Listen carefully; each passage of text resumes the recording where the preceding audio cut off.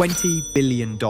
That's enough to fund entire nations for years. Someone spent all of it on a single airport. But not one plane has ever landed there. Not because it's unfinished, not because of war. It's fully built, fully equipped, and completely empty. And the reason why exposes one of the biggest cover-ups in modern history. The ghost terminal sprawls across 400 acres of silence, a cathedral of glass and steel built for millions of travelers who will never arrive. Walk through its corridors and the emptiness becomes suffocating. Check-in counters stand abandoned, their computer screens dark. Baggage carousels frozen mid-rotation. Retail spaces that were supposed to generate billions in revenue now gather dust behind locked gates. The scale defies comprehension. 52 passenger boarding bridges extend into nothingness. 3 runways capable of handling 500 flights daily lie perfectly maintained, yet perfectly unused. The terminal building alone, designed to process 45 million passengers annually, could swallow 6 football fields. But here's what haunts every corner. The infrastructure works flawlessly. The air conditioning hums through empty halls. Security systems monitor corridors where no one walks. Automated systems run their programmed cycles in a building that serves no purpose. $20 billion of cutting-edge technology operating in a vacuum.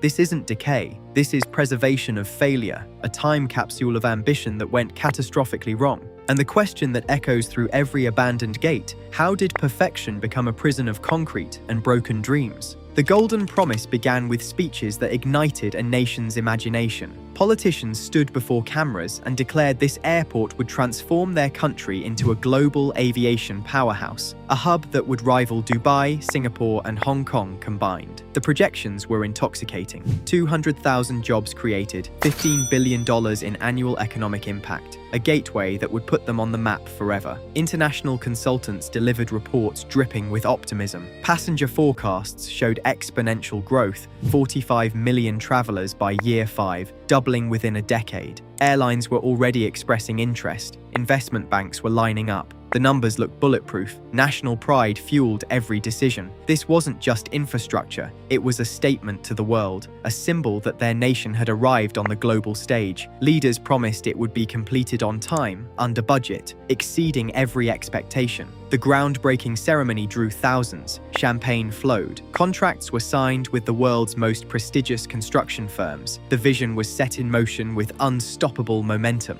But behind the celebration, the first cracks were already forming. Cracks that would eventually shatter everything. Breaking ground revealed what the consultants had conveniently overlooked. The site was a geological nightmare. The first excavators hit unstable soil just 3 meters down. What was supposed to be solid bedrock turned out to be layers of clay and sediment that couldn't support the massive terminal structure. Engineers scrambled to redesign the foundation system. The solution? Driving 10,000 reinforced concrete piles deep into the earth, each one costing 3 times the original estimate. The budget jumped by $800 million before a single wall went up. Then came the water problem. Underground springs nobody had detected during surveys began flooding excavation sites. Pumping operations ran 24/7, burning through millions in emergency drainage systems. Construction timelines slipped by 6 months, then 9, then a full year. But here's what makes no sense. Instead of pausing to reassess, officials accelerated spending. They threw money at problems like it was unlimited. Premium rates for overtime crews, rush fees for materials, penalty payments to keep contractors from walking away.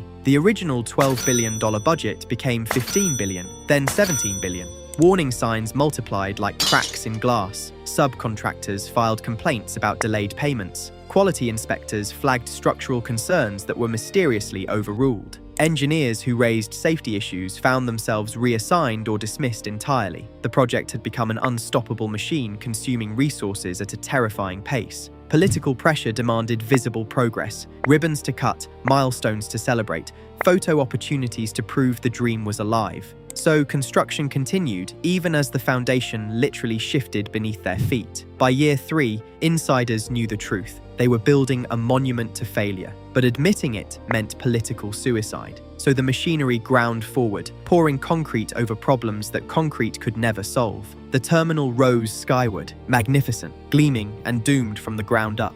The corruption web that strangled this project didn't emerge suddenly. It was woven into the foundation from day one.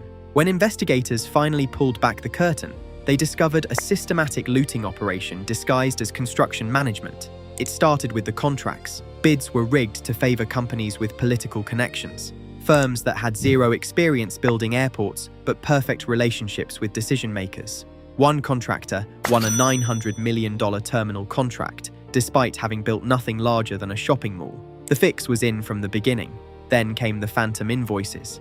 Contractors billed for materials that never arrived, workers who never existed, equipment that was never purchased. Auditors discovered $1.2 billion in fraudulent charges, concrete that was never poured, steel that was never installed, systems that existed only on paper. But here's what makes this truly sinister. The officials knew. Internal memos reveal they were warned repeatedly about inflated costs and missing materials. Their response? Bury the reports, silence the whistleblowers, keep the money flowing. Political interference turned oversight into theatre. Independent inspectors were blocked from critical sites. Financial audits were delayed, then diluted, then disappeared entirely. Ministers demanded progress reports that showed only success while reality crumbled behind the scenes. The numbers tell the story of betrayal. 20% of the total budget, $4 billion, simply vanished into offshore accounts and shell companies. Kickbacks funded luxury properties, private jets, and Swiss bank accounts, while the airport's structural integrity hung by a thread. By the time prosecutors began filing charges, 17 officials had fled the country. 23 contractors declared bankruptcy to avoid repayment. The evidence was overwhelming, the damage irreversible. Corruption hadn't just inflated costs, it had systematically dismantled piece by piece any chance this airport had of succeeding. The point of no return arrived when officials realized stopping would be more catastrophic than continuing. $18 billion already spent, careers staked on completion, political legacies hanging in the balance. The sunk cost fallacy became a noose tightening around every decision. Desperate measures replaced rational planning. Deadlines were imposed that defied physics. Complete the terminal in 8 months when 12 was already impossible. Contractors worked triple shifts under floodlights. Quality sacrificed for speed. Safety inspections became rubber stamps. Critical systems were installed without proper testing because testing took time nobody had. The budget exploded past $20 billion.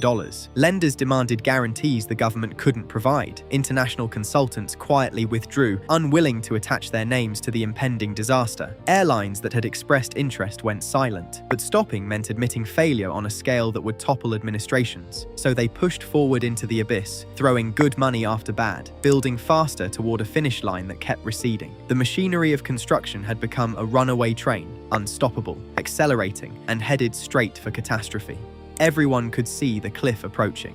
Nobody had the courage to hit the brakes. The day that never came was supposed to be a triumph. Ribbon cuttings, champagne toasts, the first passengers stepping into aviation history. Instead, it became the final humiliation in a cascade of disasters. 72 hours before the scheduled opening, the fire suppression system failed catastrophic testing. Water pressure was 30% below minimum safety standards. The backup generators couldn't handle the terminal's power load. They overheated and shut down after 90 minutes. The baggage handling system jammed repeatedly, destroying luggage in simulated tests. But officials had already sent invitations to foreign dignitaries. Media crews were positioned. The cancellation would be global news, so they postponed. Just 2 weeks, they promised, to address minor technical issues. 2 weeks became 2 months. 2 months became indefinite delay. Airlines that had committed to routes quietly withdrew. International aviation authorities refused to grant operating certificates. The technical problems weren't minor. They were fundamental,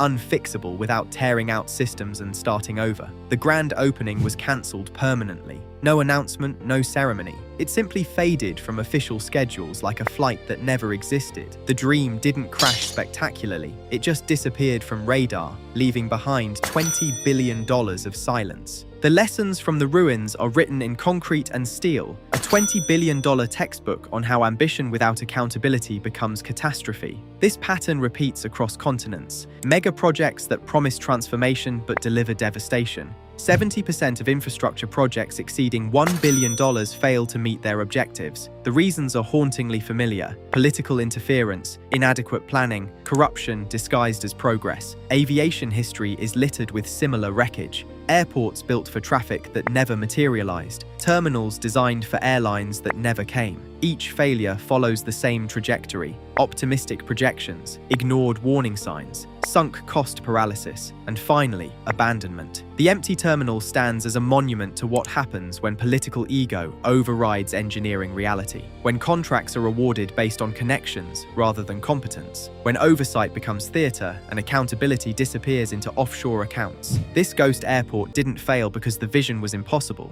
It failed because the execution was corrupt from the foundation up. The dream was real, the betrayal was systematic, and the wreckage remains. A concrete reminder that some prices are paid not in money, but in trust destroyed and futures abandoned.